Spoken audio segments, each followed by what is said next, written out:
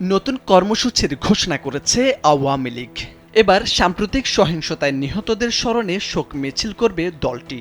আওয়ামী লীগের দপ্তর সম্পাদক বিপ্লব বড়ুয়া এক সংবাদ বিজ্ঞপ্তিতে এই তথ্য জানিয়েছেন। বিজ্ঞপ্তিতে আরও বলা হয়েছে, জাতির পিতা বঙ্গবন্ধু শেখ মুজিবুর রহমান সহ 15 আগস্টের সকল শহীদ এবং সাম্প্রতিক সহিংসতায় নিহতদের স্মরণে শোক মিছিল করবে আওয়ামী লীগ। 3 আগস্ট আওয়ামী লীগের উদ্যোগে এই শোক মিছিল অনুষ্ঠিত হবে। শোক মিছিলটি রাজধানীর সোহরাওয়ার্দী উদ্যান সংলগ্ন ইঞ্জিনিয়ার্স ইনস্টিটিউশন থেকে শুরু হয়ে Shahbag, elephant road, Mirpur road হয়ে ধানমন্ডি 32 নম্বরে গিয়ে শেষ হবে। আওয়ামী লীগ সাধারণ সম্পাদক ওবায়দুল কাদের ঢাকার বিভিন্ন প্রান্ত থেকে আওয়ামী লীগ এবং এর অঙ্গ ও সহযোগী সংগঠনের সকল পর্যায়ের নেতাকর্মী সহ সর্বস্তরের জনগণকে কর্মসূচিতে অংশগ্রহণের জন্য আহ্বান জানিয়েছেন।